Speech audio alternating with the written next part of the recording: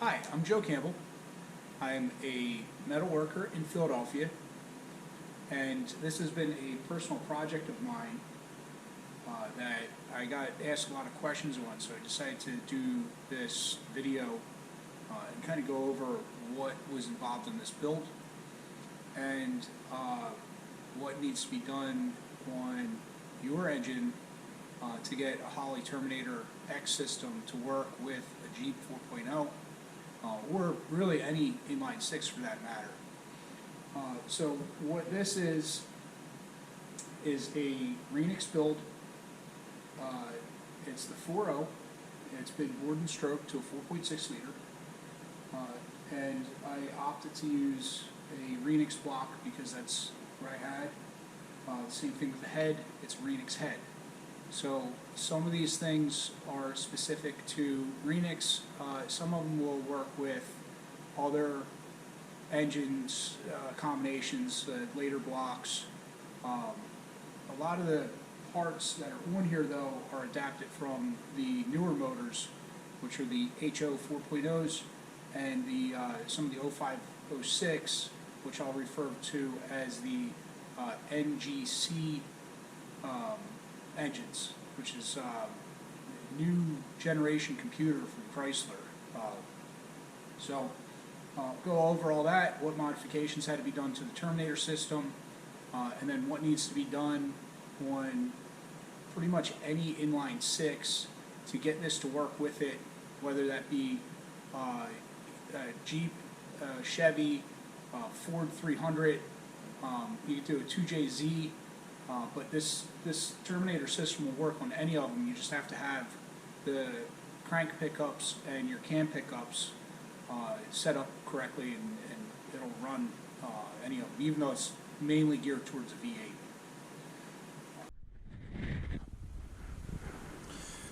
Okay, on the side of the motor, kind of the two big things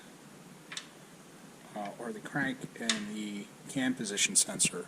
So this is using the 2006 style cam position, and then as you can see, I've machined off all the teeth here except for one, and I'm using the factory pickup, which is a magnetic pickup, and it's set to rising point.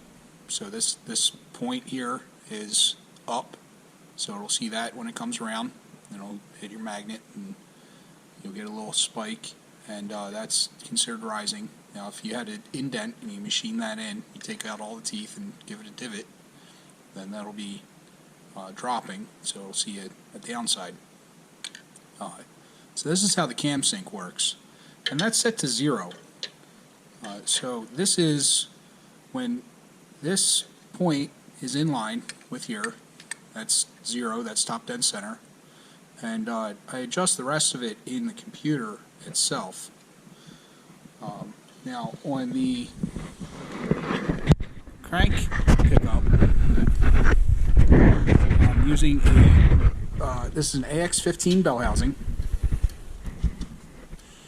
and the crank sensor is from a 2006 as well, 2005, 2006, and you can see in here I modified the bracket from the AX15 2-bolt to add just a single bolt here, and that height is set the same as the factory, and that picks up on a 36 2 minus 2 plus 2, which is the Chrysler new generation system. It shares it with the Hemi, and it shares it with pretty much every Chrysler product since the 2004 when they switched over to the newer systems. On the crank flywheels, I have a couple different pickups here, two different styles. So this is the Renix style, as far as I can remember. And your teeth sets are machined out. You have a missing tooth for every cylinder top. So you have, it fires in batches of 3, and that's why you have it divisible by 3. It's a 6-cylinder. If it were a V8, you would have 4. The same with this. You can see that there's divisions of 3. This is the newer style, as far as I can remember, which is what most of you have in your 2001 or HO motors. Now, I might have these mixed up, so I've had them for a while, and I don't remember which one's which. But this had Renix on here, and I'm pretty sure that's in OBD style, OBD1 or OBD2, which would be the Jetronics. So if you have the other one, the one that's in there, the way that looks, on the 2005 and 2006, you have teeth here. So you have your full teeth all the way around. There'll be 36 of them. This will have teeth. And then 180 degrees apart. And this is for V8s, V6s, it's all the Chryslers. So you have this one that comes in, and that's your notch. Now 180 degrees apart on here, you'll have the same thing, but it'll be filled in. You won't have these gaps on the teeth. These won't be here. And it's missing, they call it a 36 plus 2 minus 2, because you have minus 2 teeth over here and plus 2 teeth over here. So this will be a solid, and this will be nothing. So if you find one of them, that works with the Holley system. And you know, some people run, you can do that on your crank pulley too. You'll see some people, like Hesco does this. I think Newcomer does this. There's a you can get them from SFI. I think it is the guys that make the fluid dampeners. They'll machine in a bunch of teeth onto these, and they use them as a pickup. Most common is the Chevy style, so you'll see like a 24 or 58 tooth, depending on your setup. But that would work as well with a Hemi style, where you have a 36, and then you have plus 2 and minus 2. The computer doesn't care where it's at as long as you have your tooth count correct. So as long as you can make these larger or smaller. The larger is going to give you higher resolution. The smaller is less of a resolution, but they'll work. Right, so sensors and connectors. For this particular harness, I ordered a Hemi harness because I knew a majority of that would work. The connectors that come with it for the coil packs are this style. So they are, from what I can tell, a Apex 2.8 style connector, and this is specific to the Hemi. The Hemi coils use a waste fire system where they have two spark plugs on it, and they'll fire on the exhaust stroke as well as the combustion stroke. So they're a little weird setup, but it helps with emissions. What I have here are 4 2-valve coils, and I cut the plug ends off. So these are the Hemi, the Chrysler plug ends, and I wired on my own for all 6. For cylinders number 7 and 8, which is that's cylinder 7, I just cut them out. They are removed from this harness. They do not get used. You're running 6 cylinders, so you don't need 7 and 8. The way that the Holley system runs is it goes 1, 2, 3, 4, 5, 6. If you have 7 and 8, it goes 7 and 8. If you had a 4-cylinder, it would run 1, 2, 3, 4.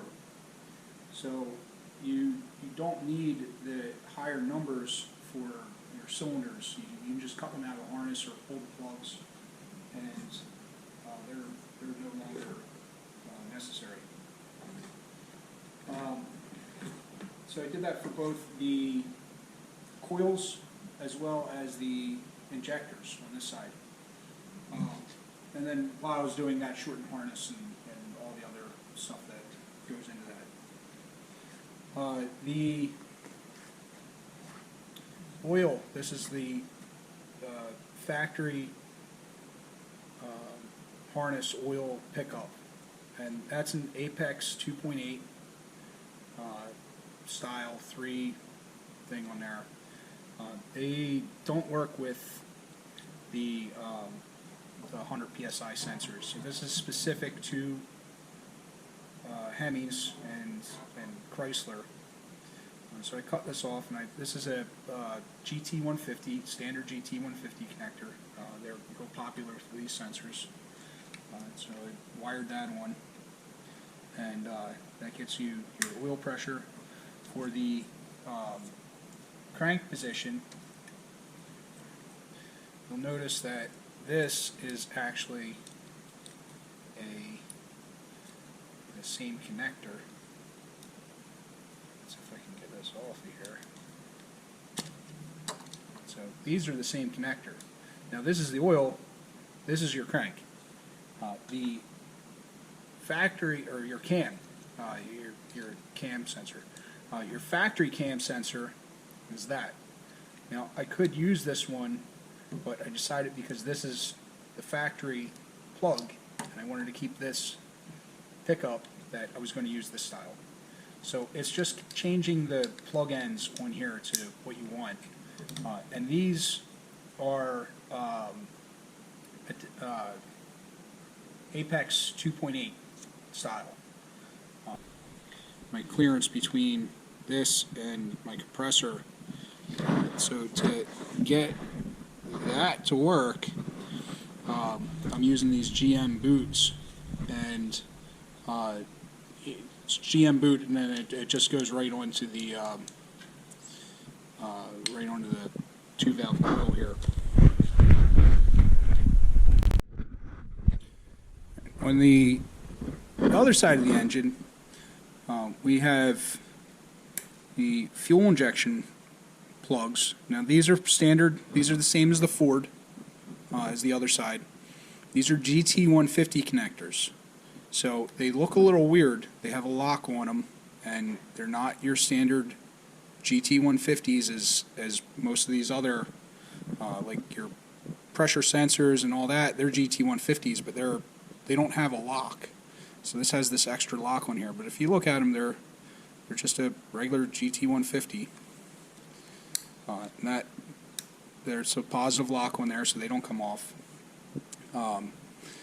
And all I did was with these is shorten them. So I took out, again, cylinder 7 and 8 and just cut them out. And there's cylinder 8. So this was just removed from the harness. Shortened my wire lengths, and then redid the pin ends on these and repinned them as a shorter harness. And then I got new plugs, new connectors for inside, but just crimped them on and shortened the lengths. For coolant temperature, air intake temperature, this is a manifold pressure, and then I have fuel pressure. So some of these were modified as well. The coolant temperature, again, I went with a GT150 style. This is a GM style pickup, or GM style plug, and a GM style thread in, so that just goes right into your boss, and it's easy to swap them out, and everybody has them. The manifold air pressure, this is a low dollar pressure sensor that I needed something to get it running and see how it is. I'm still tuning this. I don't know what my voltages are on it, so I'm still trying to figure that out. But that uses a GT150 as well. So, and then this one is your standard fuel pressure. This came on the harness. So this is another low dollar sensor. They sell them online and pick them up for a couple bucks, and they work okay. This says about a 15-degree offset from what the actual gauge reads, so, or 15-pound offset, so it reads 15 pounds higher than what the mechanical gauge reads. But it works. We got it, have that tuned in. And then this one, I'm using the older style temperature gauge or temperature sensor. This uses a weather pack style. So I cut off the two-prong that was on here, and I put the weather pack on here. But you can use any of the connectors that you want, as long as you know which one it is and corresponds to your harness.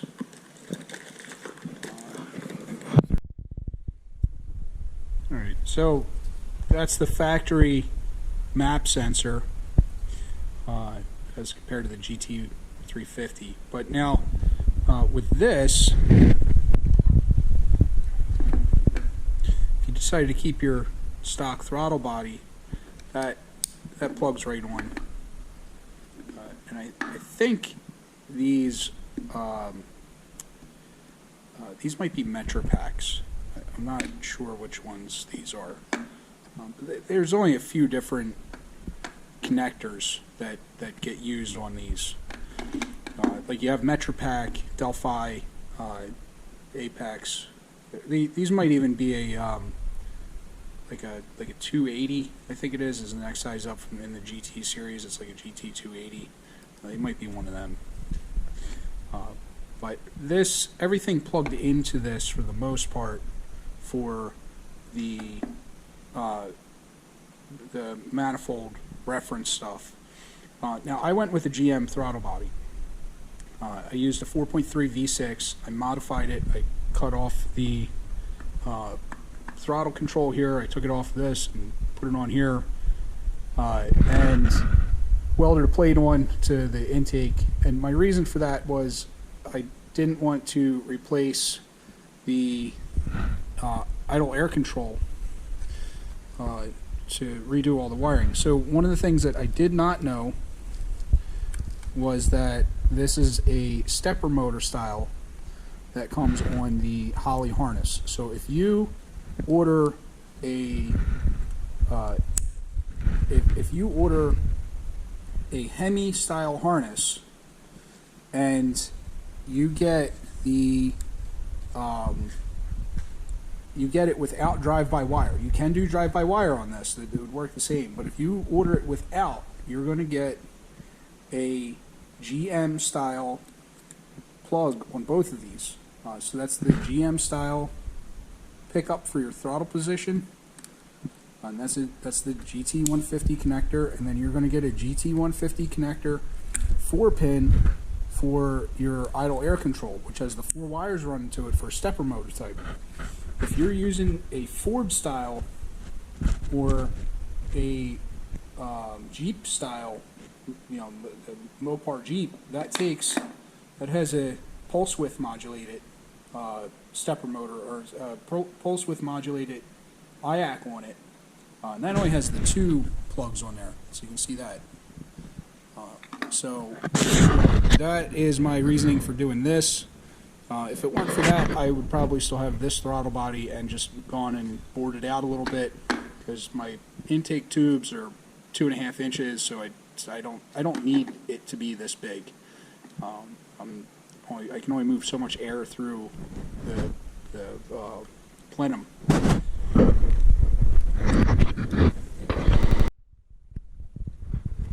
Some of the other things that are nice about the Hemi harness that Holley has is that it comes with knock sensors already built in. So some of your universal harness isn't going to have this.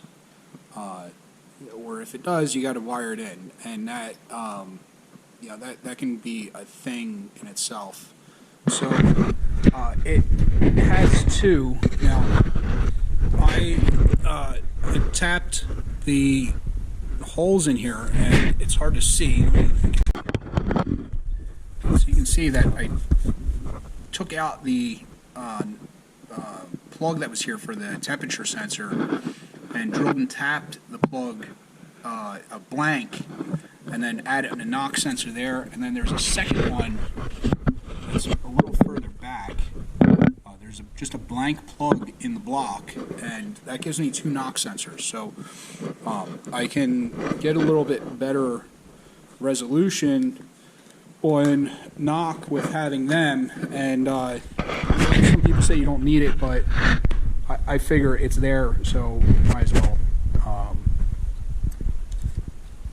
might as well give it a go. The O2 sensor, this is on, this is all fabricated that I had done, but when you're coming out of here with an O2 sensor, you keep it on the 15 degrees so that it doesn't burn up and it doesn't get moisture in it. Some people recommend that it go further down. I put it here because that's where it fits. So until this burns up, then that's where it'll sit. Other sensors, there really aren't any. The wiring is pretty simple on these. There are 4 wires that make it run. So I have my ground. I have my main power. This powers the ECU and goes to the injectors. This goes to my starter. So it's to the on-off switch. And then to the harness, I have a main power directly to battery to the harness, and then I have a switched power to turn the thing on and off, and this goes to the boost controller, and then this one goes to my starter relay. But that's it. That's all that this needs to run. So we'll start it up.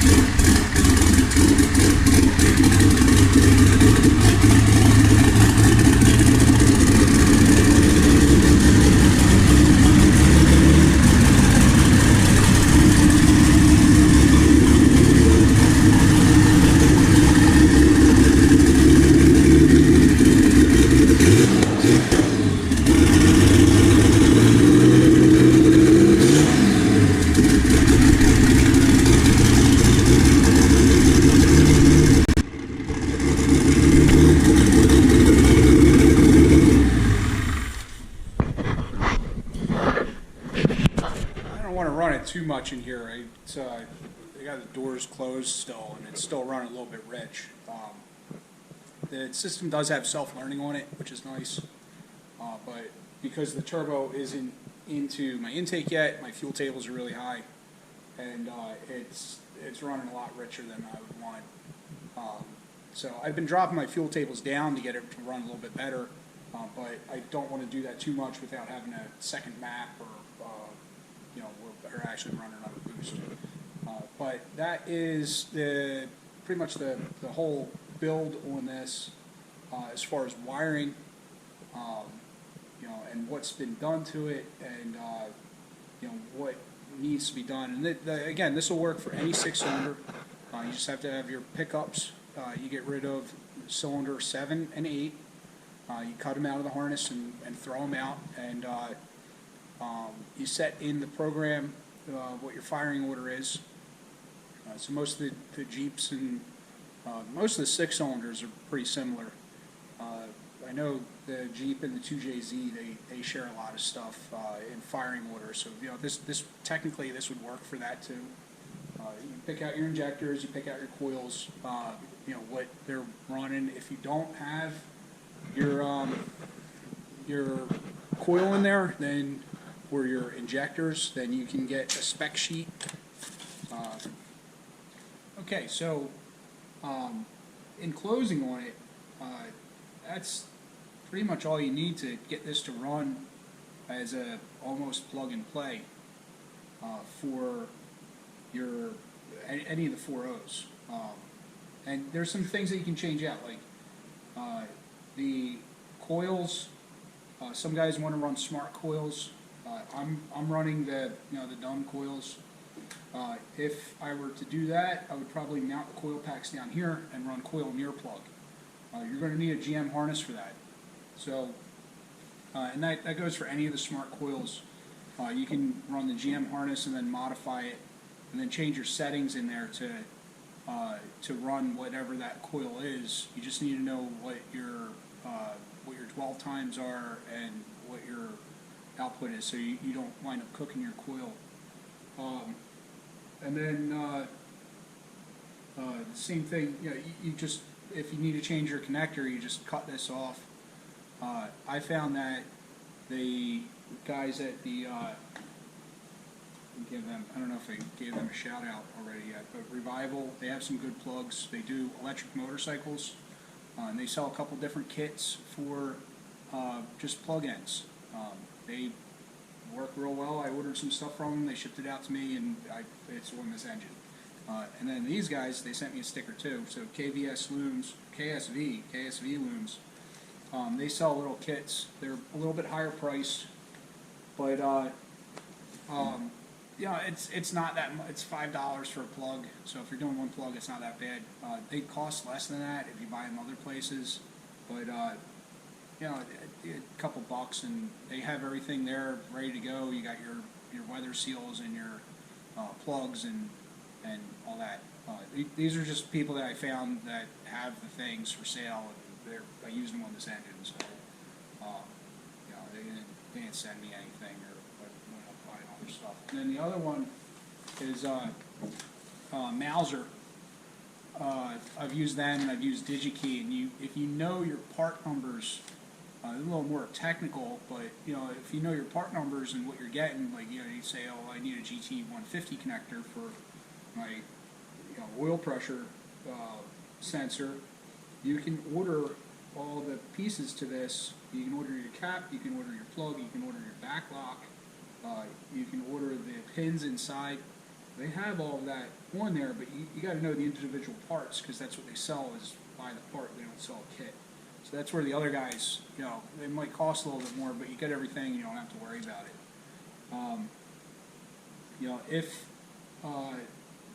When the coils, I would say this is probably the driving factor of what harness to choose. The rest of it's all the same. Like if you're getting a universal harness, it's GM based most of the time, but it's missing some things. Like you won't have your two valve or your two coil drivers, which you've seen them, but they're down here, and that's on Ford and Chrysler harnesses, because they have the the dumb coils. So if you order a GM and you have these coils, then you have to run that wire into your computer, and that's a lot of extra work, while you can just modify this harness and make it work. If you're doing the smart coils, you don't have to worry about that. You can either go to Universal Kit, or you can do a GM kit, and then just know what your pickups are, and you adjust them for whatever that is. So, your cam pickup, you don't need to have a 24 tooth reluctor wheel to know that this is the computer doesn't care what you give it, as long as you tell it what your sensors are. And then you tell it what your tooth count is inside. So, but it's got to be one of the supported systems. So it's got to be either the GM, which is the 24.1, or the 58.2, I think they are, or the Chrysler, which is the 36.22, or the Ford, whatever Ford uses. I have that on my other car, but I don't know their tooth count. And the same thing with the cam position. And you can do some things with this too, like you can just put your crank position in here. If your tooth count is right, you wouldn't have a cam count, but that might work. So, you know, that's some. You just need to know how many revolutions you have. But you know, I would stick to either the snout, which is the easy for retrofit, or your crank. And then if you're using your factory parts, then it's even easier because it's all factory stuff. And that's it. You know, so you get the thing, you cut your wires down, you put your plugs on, and then it might run, or you know, at least run really rich like this. So you get your fuel tables right. I should go over settings too, because that's one of the other things, depending on where your crank position is, and where your cam position is. So in the computer, you tell it where did you put the where did you put the sensor. So you know this sensor can be over here, and it would be 180 out, but again, as long as you let the computer know that you program it in there, like, oh, by the way, this is 180 degrees over here, then it'll know that when this is over here, that's start of cylinder 1. So I've found it pretty forgiving. Like I can twist this back and forth, and it picks up that I'm moving it. It doesn't really affect it too terribly much. But it definitely adjusts it a little. The crank position, currently I'm at 135 degrees on it, so I told it that it is running at 135 degrees, and that is measuring my crank position on there. It measures at 150. But it doesn't like to run at 150, so I'm still working through that and why it does that, but I found that 135, it likes that. So at any of the other numbers, it has not. You know, I tried 140, it didn't like it. I tried 130, it didn't like it. 135 seems to be the sweet spot for this, letting it know where this, you know, where the crank position is. And I think that is. You have the 2 points on there, so I think what it's doing is it's referencing, instead of saying, well, my thing is up here by 45 degrees or 30 degrees or you know whatever the sensor is at this point, I think it's actually referencing this side, and then it's counting 135 over to where it hits on this point, and then it picks that up. Because the way that this bolts on, the 36 teeth are around it, and then on this side you have your 2 teeth block, which is your +2, and then on this side you have your -2 teeth.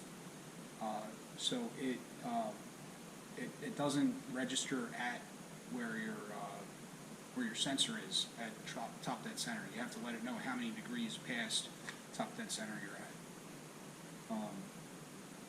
But that's it. I hope that your project, whatever it might be, works out and you get yours running. And you know, I hope this was helpful. It took me a little bit of research to get this done. This is the second engine that I've built with a Holley system. I used Megasquirt before that, and far more difficult. The Holley, there's less support that I found as far as the DIY stuff, but there's a lot of knowledgeable people on it. So you know, I haven't leaned into them for fuel maps yet, but I'm sure I will be. But yeah, so I hope that your project goes well, and I hope you get your whatever thing that you're working on running. If it's Jeep, that's cool. If it's Turbo Jeep, yeah, hey, that's cool too. You know, this is